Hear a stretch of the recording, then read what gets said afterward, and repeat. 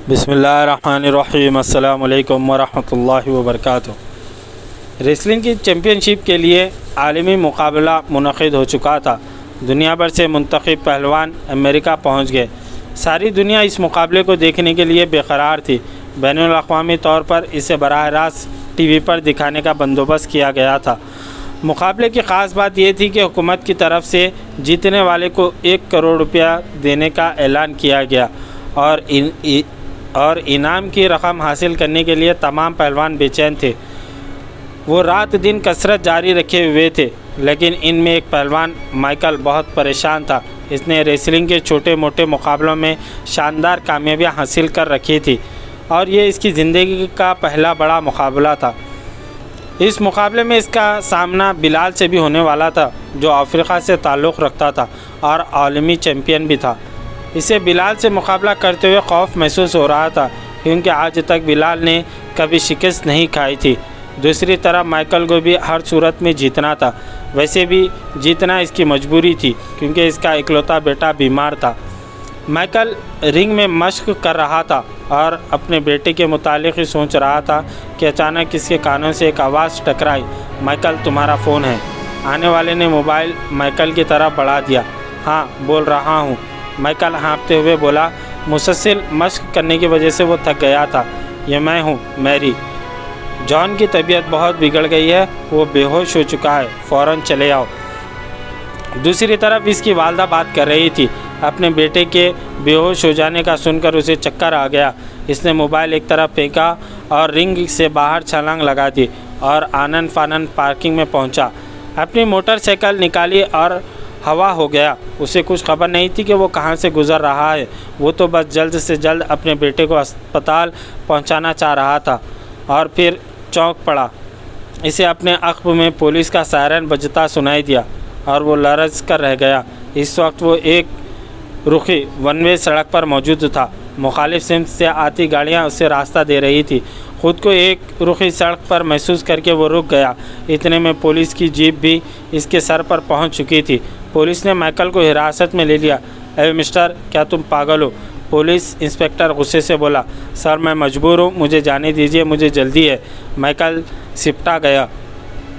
इस शहर में सबको जल्दी है, लेकिन कानून का एहतराम सब पर फ़र्ज़ है। तुमने कानून तोड़ा है, तुम्हें इसकी सज़ा मिलेगी। इंस्पेक्टर का लहजा बहुत सख्त था। जनाब, मैं आपसे पूछता हूँ, आपका बच्चा बीमार हो, इसके दिमाग में सरतान का फोड़ा हो, फिर आप क्या करेंगे? माइकल कहते कहते रो पड़ा। मेरे बच्चे के दिमाग में कैंसर है, वो मर रहा है और मुझे इसे अस्पताल पहुंचाना है। ऐसे में एक मजबूर बाप कानून का एहतराम कैसे कर सकता है? इसकी आंखों से आंसू जारी थे। ये सुनकर इंस्पेक्टर का दिल पसीज गया। इसने माइकल का कंधा थपथपाते हुए कहा, मेरे दोस्त, मुझे तुमसे हमदर्दी हो रही है, जाओ और अपने बच्चे को बचाओ। मैं आपका ये एहसान हमेशा याद रखूँगा। माइकल ने इंस्पेक्टर का हाथ थाम लिया। इंस्पेक्टर मुस्कराया और बोला, मैं खुदा से दुआ मांगूंगा कि तुम्हारा बच्चा जल्द सेहतयाब हो जाए। इसकी बात सुनकर माइकल के होंठों पर मुर्दा सी हंसी दौड़ गई। फिर इसने मोटरसाइकिल का रुख बदला और अपने घर की जानिब रवाना हो गया। लेकिन इसके जहन में इंस्पेक्टर का चेहरा नक्श होकर रह गया। वो जानता था कि इसकी जगह कोई और इंस्पेक्टर होता तो उसे कभी माफ़ न करता, और अगर वो गिरफ़्तार हो जाता तो फिर इसके बेटे का क्या बनता? थोड़ी सी ताख़ीर इसके बेटे से इसकी ज़िंदगी छीनने का सबब बन सकती थी। अब वो दिल ही दिल में खुदा का शुक्र अदा कर रहा था, जो ऐसा मेहरबान इंस्पेक्टर उसे मिल गया था। उसका सफ़र जारी था। फिर 15 मिनट बाद वो अपने घर पहुंच गया। इसका बेहोश बेटा होश में आ चुका था और अब वो दर्द की शिद्दत से तड़प रहा था। इसने बेटे को आगोश में सिमट लिया। मेरे बच्चे, मैं आ गया हूँ, अब मैं ताख़ीर नहीं करूँगा। मैं अभी तुम्हें अस्पताल लेकर जाता हूँ, वहाँ तुम्हारा ऑपरेशन होगा, फिर तुम सेहतयाब हो जाओगे। इसने बेटे को गोद में उठा लिया। बेटे, हमारे पास इतनी रकम मौजूद नहीं है जो हम अस्पताल के अखराजात पूरे कर सके। इसकी वालदा ने उसे एक ऐसी बात याद दिलाई जिसे वो फरामोश कर चुका था। एक लम्हे के लिए जैसे इसकी कमर टूट कर रह गई। इसकी आंखों के सामने मौजूद मंजर धुंधला गया। तो क्या मेरा बच्चा मर जाएगा? इसने जैसे खुद से सवाल किया। नहीं, मैं अपनी ज़िंदगी की आखिरी सांस तक लड़ूंगा। उसने जैसे अपने वजूद में उठने वाले सवालों का गला घोट दिया। चलो मेरे बच्चे, अस्पताल चलते हैं। वो बेटे को गोद में उठाया घर से बाहर निकल आया। इसकी वालदा इसके पीछे आ रही थी। उसने ड्राइवर को इशारा किया और वो फिर टैक्सी में बैठकर वो जल्दी ही अस्पताल पहुंच गए। माइकल के बेटे को इमरजेंसी वार्ड में दाखिल कराया गया और अब डॉक्टरों की पूरी टीम उसे इब्तदाई तिब्बी इमदाद दे रही थी। माइकल बेचैनी से राहदारी में टहल रहा था और फिर तवील इंतज़ार के बाद इमरजेंसी से इंचार्ज डॉक्टर बाहर निकला। माइकल तेज़ी से इसके तरफ बढ़ा। मेरे बच्चे की तबीयत कैसी है? वो बेचैनी से बोला। डॉक्टर ने चंद लम्हों तक कुछ सोचा और फिर संजीदगी से बोला, बच्चे की दिमागी हालत थोड़ी पेचीदा है, लेकिन इसका इलाज हो जाएगा। ऑपरेशन करना पड़ेगा। दिमाग के साथ ट्यूमर मौजूद है। अगर देर की गई तो इसके फटने का डर है। डॉक्टर साहब, आप इलाज शुरू कीजिए, मैं तमाम अखराजात अदा कर दूंगा। माइकल ने डॉक्टर का हाथ थाम लिया। वो तो ठीक है, लेकिन इलाज के लिए खासी बड़ी रकम की ज़रूरत पड़ेगी। डॉक्टर साहब, वो मेरा इकलौता बेटा है। इसकी अम्मी तो मुझे और इसे छोड़कर खुदा के पास चली गई है, लेकिन मैं अपने बेटे को अपने पास रखूँगा। मैं इसको बचाने के लिए ख़ुद को बेच दूँगा। माइकल गम की शिद्दत से पागल हुआ जा रहा था। लेकिन तुम इतनी रकम कहाँ से लाओगे? डॉक्टर ने पूछा। मैं एक फ़ाइटर हूँ। जो रेसलिंग का बैनुल अक़वामी मुकाबला हो रहा है, मैं इसमें मुकाबला लड़ रहा हूँ और अपने बेटे की ज़िंदगी के लिए अपनी ज़िंदगी की आखिरी सांस तक लड़ूंगा। आप मेरे बेटे का इलाज कीजिए, मैं इनाम की रकम का 1 करोड़ रुपया आपको दे दूँगा। माइकल की आंखों में तेज़ चमक मौजूद थी। डॉक्टर मुस्करा और बोला, खुदा तुम्हारा मुहाफिज हो। इतना कहकर वो इमरजेंसी रूम की तरफ लौट गया। माइकल ने अपनी वालदा को अस्पताल छोड़ा और ख़ुद टूर्नामेंट में लौट आया। अब वो अपनी प्रैक्टिस में पहले से ज़्यादा एक्टिव हो चुका था। इसके जोश को देखते हुए इसके साथी हैरतज़दा हो जाते थे और फिर टूर्नामेंट का आगाज़ हो गया। मुकाबले होते रहे, हार जीत होती रही। माइकल फतेह के झंडे गाड़ रहा था। फिर फैसला कुन दिन आ पहुंचा। स्टेडियम में 5 लाख से ज़्यादा लोग मौजूद थे। रेसलिंग के आलमी चैम्पियनशिप के लिए माइकल का बिलाल से मुकाबला हो रहा था और ये वही बिलाल था जिसने आज तक कोई मुकाबला नहीं हारा था। आज माइकल उसे हराकर अपनी मंजिल तक पहुंच सकता था। वो एक सियाह-फाम अधेड़ उम्र आदमी था। इसके बाल छोटे और घुंघरियाले थे। वो देखने में एक सियाह पहाड़ नज़र आता था और अब वो माइकल को घूर रहा था। फिर वो घर्रा कर बोला, ऐ मिस्टर, मैं एक बहुत खौफनाक आदमी हूँ। बेहतर ये है कि मुझसे मुकाबला मत करो, वरना 6 माह तक अस्पताल से नहीं लौट पाओगे।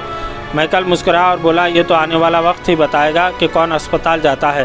पहले मुझसे पंजा तो लड़ा लो। इसने अपना दायां हाथ आगे बढ़ाते हुए बिलाल को ललकारा।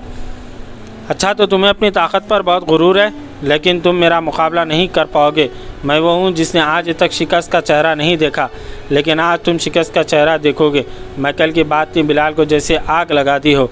वो लहरा कर निकला और फिर इसने माइकल को उठाकर कॉकबोर्ड पर दे मारा। माइकल की कमर में ज़ोर की ज़रब लगी, लेकिन वो बर्दाश्त कर गया। बिलाल हाथ उठाकर तमाशाइयों से दाद वसूल करते हुए चीख रहा था, मैं ही जीतूँगा, मैं ही जीतूँगा।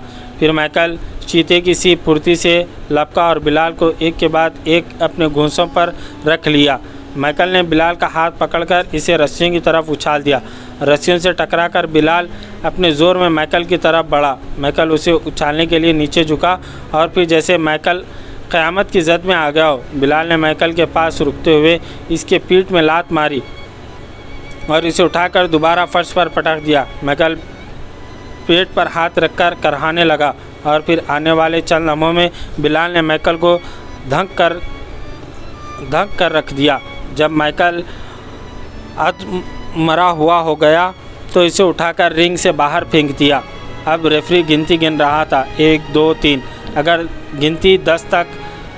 अगर 10 गिनते तक माइकल रिंग में वापस ना आता तो इसका मतलब ये होता है कि माइकल हार चुका है और माइकल को भी इस बात का शिद्दत से एहसास था।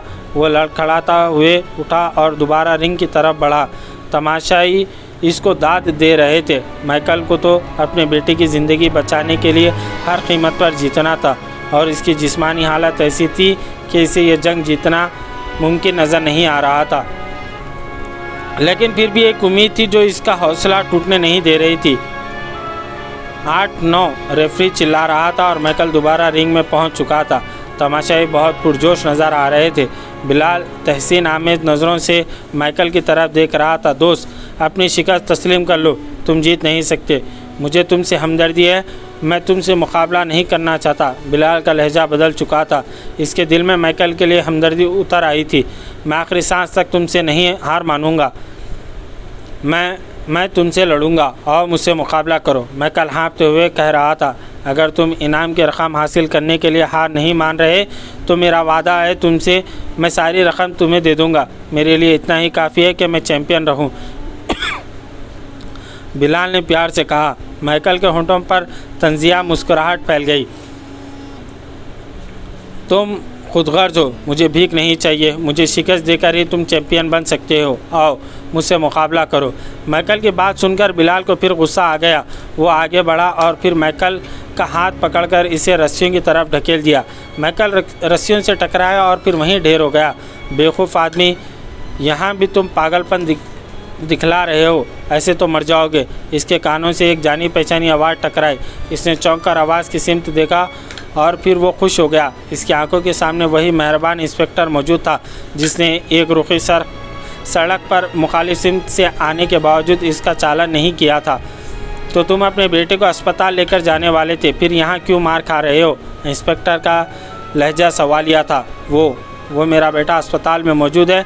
इसके इलाज के लिए एक बड़ी रकम की ज़रूरत है और वो रकम मुझे ये खुशी जीत कर ही मिल सकती है। मैंने फ़ैसला कर लिया है कि मैं ज़िंदगी की आखिरी सांस तक लड़ूंगा। वो सिसक पड़ा। लेकिन ये जो हबशी पहलवान है, इसने हमेशा अपने मुखालिफ के मुंह से हार का ऐलान करवाया है। अगर तुम अड़े रहे तो मारे जाओगे। इंस्पेक्टर चीखा। अगर मेरा बेटा ज़िंदा ना रहा तो मैं ज़िंदा रहकर क्या करूँगा? माइकल हिम्मत करके एक बार फिर खड़ा हो चुका था और बिलाल हैरत से माइकल की तरफ देख रहा था। इसने इंस्पेक्टर और माइकल के दरमियान होने वाली बातचीत सुन ली थी और अब वो सुन्न होकर रह गया था। चैंपियनशिप की हार जीत के दरमियान एक बच्चा ज़िंदगी और मौत की जंग लड़ रहा था और बिलाल जानता था कि माइकल इससे मदद नहीं लेगा। फिर वो एक नतीजे पर पहुंच गया।